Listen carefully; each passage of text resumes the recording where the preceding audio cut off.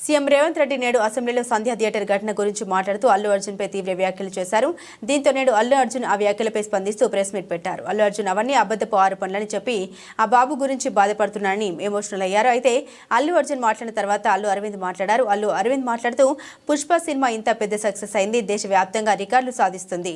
ఒక తండ్రిగా బన్నీ ఇంత సక్సెస్ అయితే నేను సంతోషిస్తున్నాను. కానీ అల్లు అర్జున్ గత కొన్ని రోజులుగా ఈ గార్డెన్లో మూలకు కూర్చొని బాధపడుతున్నాడు. నేను వెళ్లి అడిగాను, చాలా సెలబ్రేషన్స్ ప్లాన్ చేశారు.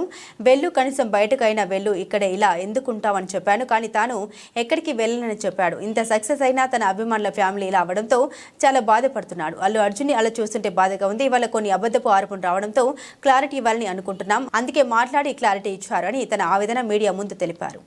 మీరు చెప్పే సమాధానంలో ఏదైనా లీగల్ ప్రాబ్లం రావడానికి అన్ని అవకాశాలు ఉన్నాయి. దయచేసి మీరు మాట్లాడాలనుకుంది ఏంటో వారు చెప్పారు, ఆ మాట్లాడాలనుకుంది మాత్రమే మాట్లాడండి అని అన్నారు. ఇది మీ క్వశ్చన్స్ జాడ్జ్ చేయడానికి కాదు, దయచేసి అర్థం చేసుకోండి.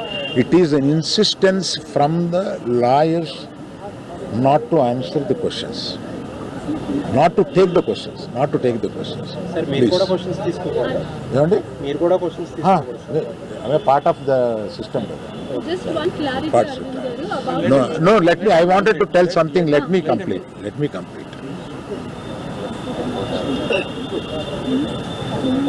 ఒక ఆల్ ఇండియాలో ఈ కలెక్షన్స్ బ్రేక్ చేసిన సినిమాలో తన కష్టం, ఆ సినిమాకి అంత కలెక్షన్స్ రావడం, ఇవన్నీ చేసిన ఒక సినిమాకి అతను వెళ్ళి మొదటి షోలో తను కూర్చొని జనం దీన్ని ఎంత అప్రిషియేట్ చేస్తున్నారు, తనని ఎలా రిసీవ్ చేసుకున్నారు అని చూసుకునే అదృష్టం లేకపోయింది. Because of an unfortunate incident he had to come back. ఆ తర్వాత ఒక తండ్రిగా నాకు ఇంత సాధించి ఇంత పెద్ద సినిమా తీసిన అతను లాస్ట్ 2 వీక్స్గా ఈ గార్డెన్లో మూల కూర్చుని ఉంటున్నాడు.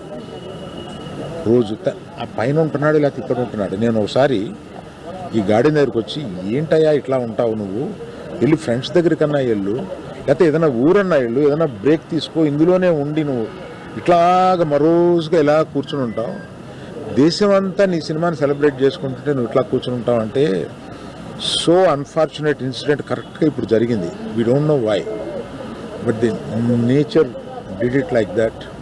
లెట్ మీ టేక్ ఇట్, తర్వాత ఎప్పుడైనా వెళ్తాలే అని ఢిల్లీలో సెలబ్రేట్ చేస్తామని, బీహార్లో సెలబ్రేట్ చేస్తామని, బాంబేకి ప్లస్ మీట్కి రమ్మని, ఇట్లాగే రకరకాల సెలబ్రేటివ్ ఇవన్నీ వస్తున్నా కూడా it is not the time. It is ఒక ఫ్యామిలీ, అందులో తన అభిమానుల ఫ్యామిలీలా అయిపోయినందువల్ల అతను చూస్తుంటే నాకే కడుపు తరుపుకుంటుంది. ఎందుకంటే మీరు కూడా ఒకటి అర్థం చేసుకోండి, 22 సంవత్సరాలు తను కష్టపడి ఈ పేరు సంపాదించుకున్నాడు. ఇది ఒక రోజుతో వచ్చింది కాదు, ఒక సినిమాతో వచ్చింది కాదు, ఒక ప్రెస్ మీట్తో వచ్చింది కాదు, ఒక ఇన్సిడెంట్తో వచ్చింది కాదు. ఇది క్రమక్రమంగా అతను బిల్డప్ చేసుకున్నాడు. ఆ బిల్డప్ చేసుకోవడం కాదు, 3 జనరేషన్స్ నుంచి వస్తుంది. మీరు ఎప్పుడన్నా 3 జనరేషన్స్ని చూశారు? ఎప్పుడైనా మేము ఇట్లాంటి బ్లేమ్ తీసుకున్నాము, మేము ఇలా బిహేవ్ చేస్తాము, ఇలా ఇర్రేషనల్గా ఉంటాము? మీరే అర్థం చేసుకోండి. ఎందుకంటే మేము ఎటువంటి మనుషులు అనేది పబ్లిక్ మీకు తెలుసు, మీరు చూస్తున్నారు, మమ్మల్ని అందరినీ చూస్తున్నారు. మేము మీ కళ్ళ నుంచి ఎవరూ తప్పించుకోలేము. అటువంటిది ఇటువంటి ఒక ఫాల్స్ ఇన్ఫర్మేషన్ తోటి ఒకరు మాట్లాడుతుంటే అది బాధేసింది వాళ్ళు చూస్తే. కనుక ఈ క్లారిఫికేషన్ ఇవ్వాలని అతను అన్నప్పుడు తప్పనిసరిగా ఈ క్లారిఫికేషన్లో లీగల్ అబ్జెక్షన్స్ ఏమైనా ఉన్నాయని కనుక్కొని లేవు అని తెలిసిన తర్వాత ఈ క్లారిఫికేషన్ ఇచ్చారు.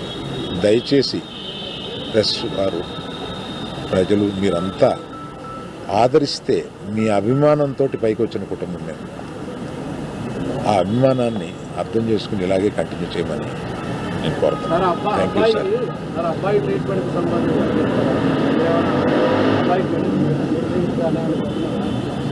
అండ్ అయ్యే ఖర్చులు మీరు భరిస్తున్నారా, గవర్నమెంట్ భరిస్తుందా, ఏం జరుగుతుంది? సార్ అయితే దానికి కంటిన్యూ